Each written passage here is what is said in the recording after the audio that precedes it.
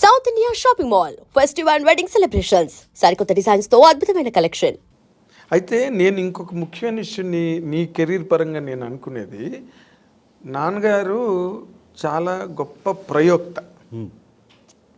దేవదాస్ కనకాల గారు అతను యాక్టర్గా వచ్చారు అండ్ చాలా మంచి సినిమాలు చేశారు. అండ్ నాగమల్లి లాంటి ఒక అద్భుతమైన ఫిల్మ్ డైరెక్ట్ చేశారు. బ్రహ్మాండమైన పాటలు, రాజన్ నాగేంద్ర గారి మ్యూజిక్, అసలు నాగమల్లి ఆ పాట, అవన్నీ వేటూరు గారి పాటలు, చాలా అద్భుతం అండి. అద్భుతమైన సినిమా తీశారు నాగమల్లి. అమ్మాయి తర్వాత మళ్ళీ అందులో వచ్చేసిన హీరోయిన్ మళ్ళీ ఇంకో సినిమాలో చేయలేదు. That was the first and last film అమ్మాయికి. నువ్వు దేవదాస్ కనకాల గారి అబ్బాయి అయ్యి నువ్వు ఎందుకు అసలు డైరెక్షన్ అన్న పాయింటే నువ్వు అసలు కెరీర్లో ఎంటర్టైన్ చేయలేదు? అంటే నేను విన్నానండి. మా ఫాదర్, అంటే మీకు తెలియడం కోసం చెప్తున్నా, యాక్చువల్లీ పూణే ఫిల్మ్ ఇన్స్టిట్యూట్లో సౌత్ ఇండియాలో first trained actor is mister Devdas Kanakala. ఆయన చదువుకొని వచ్చిన తర్వాత చెన్నైకి వచ్చేసి ఇంకేముంది మనకు లైఫ్ అంతా రెడ్ కార్పెట్టే, చెన్నైకి వెళ్ళంగానే మనకి పిలిచేస్తారు, వేషాలు వచ్చేస్తాయి అనుకుని దిగారు. వెళ్తే ఎవరెందుకు పట్టించుకుంటారు, ఆల్రెడీ ఎవరికి వాళ్ళు, మీరు ఇందాక అన్నారు చూడండి, ఒక లాబింగ్ ఉంటుంది, అలాంటి లాబింగ్ ఉంటుంది వాళ్ళకి. సో ఈయన్ని పట్టించుకోలేదు. రాత్రికి రాత్రి వేషాలు మారిపోయిన సందర్భాలు ఉన్నాయి కదా సినిమాలో. సో పట్టించుకోలేదు. ఇదేంటిది ఎవరు పట్టించుకోవట్లేదు అని చెప్పేసి ఈయన హీ గాట్ అప్సెట్. ఆ టైంలో ఒకే ఒక సినిమా, అంటే ఒక 2 సినిమాలు చేశాడు ఆయన. ఏంటంటే బుద్ధిమంతుడు, అక్కినేని నాగేశ్వరరావు గారి పక్కన ఫ్రెండ్ క్యారెక్టర్, ఆ పడవ లాంచి ఎక్కి ఓ అనే భూమి మీద సుఖపడితే తప్పు లేదు ఆ సాంగ్లో వెనక ఓ అని చెప్పేసి ఫ్రెండ్ క్యారెక్టర్ చేశారు. ఆ తర్వాత విశ్వనాథ్ గారి డైరెక్షన్లో కాలం మారింది అనుకుంటా. ఏంటంటే చాలా రిఫ్రాఫ్లాగా వచ్చా, ఇచ్చేయండి ఆ పిల్లని, 3 పూట్ల పాలు పోస్తాను ఇంకోటి అని చెప్పేసి చాలా బాగా చేసాడు ఈయన. ఈయనకి ఆ వేషం రాదనుకొని వెళ్ళాడు. ఈయన చెప్పడం నాకేం చెప్పాడంటే, విశ్వనాథ్ గారు మామూలుగా ఏం వచ్చింది గాడుదు గుడ్డులే అని చెప్పేసి, నాకు ఆ నెగిటివ్ యాటిట్యూడ్ ఉండిందిరా, ఆ నెగిటివ్ యాటిట్యూడ్తో వెళ్ళాను, రాదనుకునే వెళ్ళాను, అదే బాగా పనిచేసింది, వెంటనే వచ్చింది నాకు ఆ ఒక్క సీను, చాలా బాగా చేసాం, పేరు వచ్చింది. ఆ తర్వాత ఏం రాలేదు వేషాలు, సర్వైవల్ కావాలి కదా. ఈ లోపల నేను అప్లై చేశాను సాంగ్ అండ్ డ్రామా డివిజన్కి, హైదరాబాద్లో సాంగ్ అండ్ డ్రామా డివిజన్కి. అది సెంట్రల్ గవర్నమెంట్ జాబ్, అది వచ్చింది, జాబ్ వచ్చింది.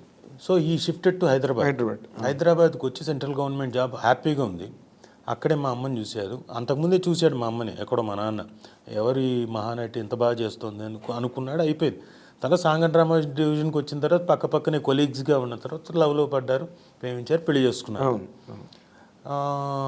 మళ్ళీ ఈయనకి చూడండి, సో అంటే మనిషి ఎలా ఉన్నాడో, నేను చెప్పేది పాయింట్, చివరికి వచ్చే పాయింట్ చెప్తా. Song and drama division government జాబ్ని వదిలేసి చెన్నైకి వెళ్ళిపోయాడండి. Film institute, south Indian film chamber of commerce పెట్టారు కదా, వాళ్ళు పెట్టిన ఇన్స్టిట్యూట్కి వెళ్ళిపోయాడు. ఇద్దరు మా మదరు మా ఫాదరు, ఇద్దరికి గవర్నమెంట్ జాబ్ ఉండగా, సెక్యూర్డ్ జాబ్ ఉండగా వదిలేసి అలా వెళ్ళిపోయారు. మా నాన్న వెళ్ళాడంటే సరే south Indian film chamber of commerce 10 మంది తయారు చేయొచ్చు అనుకున్నాడు, ఏమో వస్తే వేషాలు వస్తాయి అనుకున్నాడు. ఈవిడు కూడా మా నాన్న అక్కడికి వెళ్ళిపోయాడు, ఇక్కడ రిజైన్ చేసి వెళ్ళిపోయింది. అక్కడికి వెళ్ళిపోయిన తర్వాత సరే 7 బ్యాచెస్ దాకా ఇన్స్టిట్యూట్ బాగానే నడిచింది. తర్వాత ఫిల్మ్ ఛాంబర్ వాళ్ళు మూసేశారు ఇన్స్టిట్యూట్ని. అవును, అదే ఆ బ్యాచ్లోనే కదా చిరంజీవి గారు, రజనీకాంత్, వీళ్ళందరూ కూడా, రాజేంద్ర, వాళ్ళంతా అక్కడ తయారైన వాళ్ళు. మూసేసిన స్టాఫ్లో నుంచి ఇక్కడ మా మదరు ముల్లా మాస్టర్ అని అక్కడ స్టూడెంటే, అక్కడ నేర్చుకున్న ఆయన అడియార్ ఫిల్మ్ ఇన్స్టిట్యూట్ జాయిన్ చేశారు. అదేంటి, స్టేట్ గవర్నమెంట్ జాబ్, మా అమ్మకి స్టేట్ గవర్నమెంట్ జాబ్ వచ్చింది. Note this point again. మా అన్న అప్పటిదాకా ఉన్నవాడు, మంచి వేషాలు వచ్చాయి, ఓ సీత కథ పెద్ద హిట్, చాలా పెద్ద హిట్, 4 లాంగ్వేజెస్లో. ఇంకా అది తీద్దామని అందరూ మలయాళం నుంచి, తమిళ నుంచి, ఈయనకి లాంగ్వేజ్ ప్రాబ్లం ఉంది. అవును, రాలేదు, బ్యారియర్ ఉండింది. అవును, అదే సినిమాని బాలచంద్ర గారు అనుకోండి, బాలచంద్ర గారే తీశారు. ఎవరితోటి, రజనీకాంత్ గారితో. ఇది సేమ్ మా నాన్న ఏదైతే చేశారో క్యారెక్టర్, అదే క్యారెక్టర్ను రజనీకాంత్ గారు. రజనీకాంత్ గారి స్టైల్ అంతా నాన్న దగ్గర నుంచి వచ్చిందే, ఆ జుట్టు ఎగరేయడం. అవును, ఎస్ అది ఫస్ట్ సినిమాలో ఆయన కూడా అలా ఎగిరేసి అలా వచ్చారు సేమ్ ఇది. అవును. సో ఆ లాంగ్వేజ్ ఆయనకు అక్కడ ఆ వేషాలు. ఇంకా ఆ తర్వాత సిరిసిరి మువ్వ, మాంగళ్యానికి మరోముడి ఇలాంటి ఒక విశ్వనాథ్ గారి దగ్గర చేస్తూ అక్కడే ఒక 6-7 సినిమాలు చేశారు. తర్వాత ఏమనుకున్నాడంటే ఈయన ఎంతకాలం ఇది నేను ఇన్స్టిట్యూట్లోంచి స్టూడెంట్స్కి ఒక వస్తున్నాయి మహా అంటే మొత్తం అంతా 7 బ్యాచ్ల్లో చూసుకుంటే 10 మందికో 15 మంది 20 మందికి వచ్చింది, ఇంకా మిగతా వాళ్ళకి రావాలి కదా అని చెప్పేసి ఉద్దేశంతో ఈయనంతకు ఈయన డైరెక్షన్ మొదలుపెట్టాడు. మొదలుపెట్టి ఈ వాంటెడ్ టు ఇన్స్టిట్యూట్ వదిలేశారు. అంటే ఇంకా క్లోజ్ అయిపోయింది కదా, ఇంకా దాంట్లో కష్టాలు, డబ్బులు రావు, చేతికి రావు, ఇంకా అంటే మిగతా వాళ్ళందరికీ ప్రాబ్లమ్స్, డబ్బులు ఇవ్వకపోవడాలు ఇవన్నీ. తర్వాత ఈయన డైరెక్షన్ మొదలుపెట్టిన దాంట్లో ఒకటి చలిచీమలు బాగానే ఉండింది, నిజం పోయింది. మీరన్న నాగమల్లి సాంగ్స్ పరంగా చాలా పెద్ద హిట్, కానీ సినిమా పెద్దగా ఆడలేదు, రెవెన్యూ పరంగా రాలేదు. So average film. సో 2-3 సినిమాలు అలా అయ్యేసరికి ఇది కాదు అనుకున్నాడు. ఏంటి ఏదోదో అయిపోతుంది నా లైఫ్, అక్కడి నుంచి ఇక్కడికి వచ్చాను, ఇక్కడి నుంచి ఇక్కడే అనుకున్నాడు. అదే టైంలో ఏఆర్ కృష్ణ గారు ఇక్కడ రిపట్రీ, ఆంధ్రప్రదేశ్ రిపట్రీ ఉండింది. దేవదాస్ నువ్వు ఇక్కడికి వచ్చే ఇక్కడ టీచింగ్ అని చెప్పేసాను. అది సెమీ గవర్నమెంట్. అంటే ఇక్కడికి వచ్చి ఈయన నైట్ వెళ్ళిపోదాం పదా రిపట్రీ అక్కడ పెడుతున్నాడు ఏఆర్ కృష్ణ గారు అంటే, మా అమ్మ స్టేట్ గవర్నమెంట్ జాబ్ రిజైన్ చేసి వచ్చేసింది ఇక్కడికి. ఇది సెమీ గవర్నమెంట్. ఇక్కడ స్టైఫండ్ ఇచ్చి ఆర్టిస్టులను తయారు చేస్తారు. అక్కడే మన దీక్షిత్ గారు, భిక్షు గారు వీళ్ళంతా నేర్చుకుంది. వీళ్ళంతా 2 years అక్కడి నుంచి మళ్ళీ మధు ఫిల్మ్ ఇన్స్టిట్యూట్ షిఫ్ట్ అయ్యారు 2 years తర్వాత. అక్కడి నుంచి మళ్ళీ 2 ఏళ్ళు చూసిన తర్వాత మా ఓన్ ఇన్స్టిట్యూట్ పెట్టుకున్నాం 85 నుంచి. అక్కడ కష్టాలే, అక్కడ అన్ని కష్టాలే, అప్పులు, కష్టాలు కష్టాలు కష్టాలు, ఎప్పుడు సవ్యంగా డబ్బులు ఉండేవి కాదు. ఇవన్నీ నేను చూస్తున్నా, నాకు స్ట్రాంగ్గా మైండ్లో పడిపోయింది. నో, ఒకదానికి స్టిక్ అవుదాం, సంపాదిద్దాం, అది డైరెక్షన్కి వెళ్దాం, తర్వాత టైం ఉంది, ఇంకా ముందైతే ఇది చేద్దామని యాక్టింగ్కి మాత్రం స్టిక్ అయ్యాను. సో అది ఆ విధంగా స్టిక్ అయిపోయాను. కాబట్టి చేశాను, అది మా ఓన్ ప్రొడక్షన్స్లో డైరెక్షన్ చేశాను తప్ప బయట దీనికి డైరెక్షన్ చేయలేదు. కంటిన్యూస్గా డే ఇప్పుడు ఉన్నది మళ్ళీ డిస్టర్బ్ అవ్వడం ఇష్టం లేక ఖచ్చితంగా డిస్టర్బ్ అవుతుంది సార్. ఎందుకంటే రాజీవ్ డైరెక్ట్ చేసుకుంటున్నాడులే, నేను మధ్యలో ఒక సీరియల్ ప్రొడ్యూస్ చేశానండి. ఆ ఒక సీరియల్ ప్రొడ్యూస్ చేస్తున్నాడులే అని చెప్పేసి వేషాలు రాలేదు ఒక ఇయర్. అది కూడా నేనేం అక్కడేంటి 24 గంటలు అక్కడ ఉండను, వాళ్ళకి అన్నీ అప్పచెప్పి నేను అప్పటికి గట్టెక్కించి వితిన్ 1 monthలో అన్నీ అయిపోయాయి. కానీ తర్వాత రాలే. దాదాపు ఏంట్రా అంటే రాజీవ్ ప్రొడ్యూస్ చేస్తున్నాడులే, సీరియల్లో బిజీగా ఉన్నాడని చెప్పేసి రాలేదు. అవును, ఇది వేరే ఫాస్ట్గా స్ప్రెడ్ అయిపోతుంది ఇండస్ట్రీలో. మనం అడగకుండానే చెప్పేస్తారు అందరూ 100% బిజీగా ఉన్నాడండి అని. ఆ వేషాలు ఇంకోళ్ళకి వెళ్ళిపోతాయి ఖచ్చితంగా. అక్కడ లాబింగ్ పని చేస్తుంది ఖచ్చితంగా. అవన్నీ చూసేసాను సార్. కాబట్టి నేను ఓన్లీ మనీ సంపాదించాను. కానీ అప్పుడు ఆ టైంలో అసలు అంటే ఇక్కడికి షిఫ్ట్ అయ్యి సొంతంగా మీరు ఫాదర్ ఇన్స్టిట్యూట్ పెట్టారే, నాకు అప్పటి నుంచి బాగా తెలుసు దాదాపుగా. ఆ టఫ్ టైం నేను చూశాను, నాన్నగారు టఫ్ టైం చూశాను.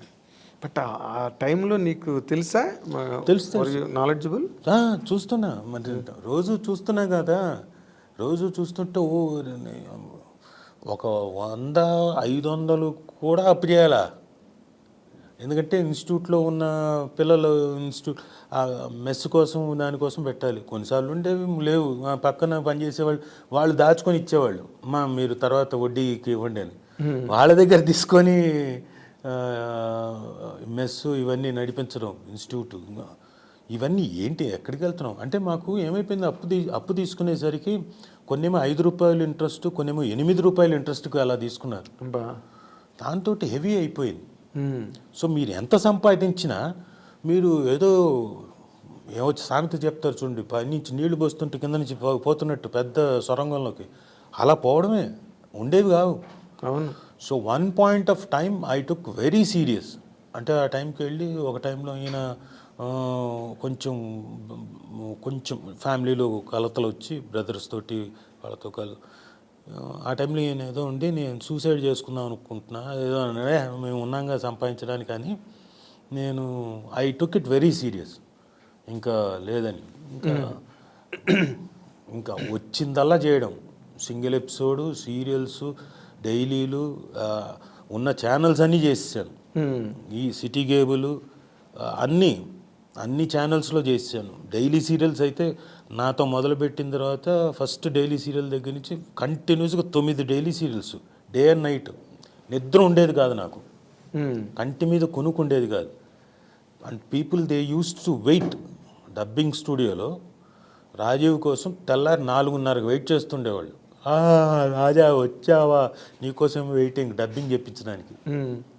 అంటే నాకు ఆ టైమే కుదిరేది. అంటే ఆ షూట్ చేసుకొని ఆ టైంలో వచ్చి డబ్బింగ్ చెప్పుకొని ఇంటికి వెళ్ళి స్నానం చేసి మళ్ళీ లొకేషన్కి. అదే. సో అలా వర్క్ చేస్తేనే కొంత తీర్చుకుంటూ అలా వచ్చాం.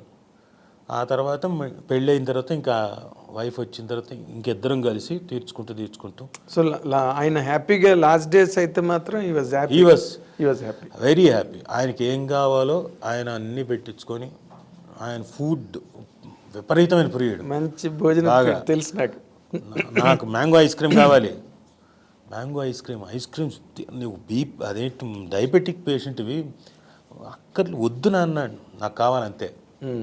సరే మ్యాంగో ఐస్ క్రీమ్ తెప్పించండి. But you are a happy son, you could attend your parents. వాళ్ళని ఆ కష్టాల్లోంచి బయటకు తెచ్చి నువ్వు కూడా నీరు గారిపోకుండా ఛాలెంజ్గా తీసుకు. అంటే తెలియలేదు, ఒకవేళ నాకు బాధలు ఇంతగా కష్టంగా ఉంటాయని తెలుసుంటే నీరు గారిపోయేవాడినేమో, నాకు తెలియదు. ఎస్, అది మెరిట్ అక్కడ, అది నీ ప్లస్ పాయింట్ అక్కడ. నాకు తెలియదు, నాకు సంపాదించాలి అన్నది ఉద్దేశం మాత్రం తెలుసు. ఇంత ఉన్నాయి వెనకాల 5 రూపాయలు 8 రూపాయలు అని తెలిసుంటే నేను కూడా నీరు గారిపోయి అమ్మో అని కొట్టు కూర్చునేవాడినేమో. నాకు తెలియదు కాబట్టి ఆ తెలియని తనంలో దూకాను అంతే. ఐ వాంట్ ఎర్న్ మనీ అంతే. That's only the motto. అంతే, సింగిల్ పాయింట్ ఎజెండా, కేవలం సింగిల్ పాయింట్ అజెండా అండి. ఎలా సంపాదించేవాడిని, ఎలాగో ఇచ్చే రెమ్యునరేషన్లు కాకుండా డైలీ కన్వీనియన్స్లు ఇచ్చేవాళ్ళు. బండి వేసుకొని వెళ్తే ఆ లొకేషన్కి వెళ్తే ఒక 50 రూపాయలు, ఆ లొకేషన్కి వెళ్తే 50 రూపాయలు. అప్పుడు 2 వీలర్ ఉండేది నాకు. 50 రూపాయలు అంటే ఆ 50 మొత్తం అంతా చుడితే, డబ్బింగులతో చుడితే 250 వచ్చింది నాకు.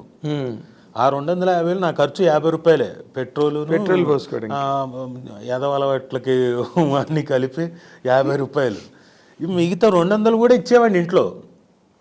రోజు వచ్చే ఆ 200 కూడా ఇచ్చేవాడిని నా రెమ్యునరేషన్లు కాకుండా. గ్రేట్. కాబట్టి అలా చేసుకుంటూ వస్తే. And for more videos, please subscribe to iDream. Please subscribe to iDream. Please subscribe iDream. And please subscribe to iDream. For more videos, subscribe to iDream. please like, share and subscribe to the channel. Congratulations, iDream. Subscribe to iDream.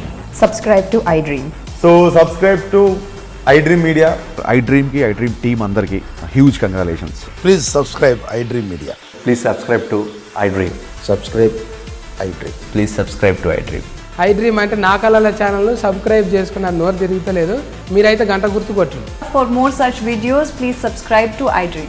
Subscribe to iDream. Please subscribe to iDream. Please subscribe iDream Media. Please do subscribe to iDream. Please subscribe to iDream Media. For best entertainment and information, please subscribe iDream. And don't forget to subscribe to iDream.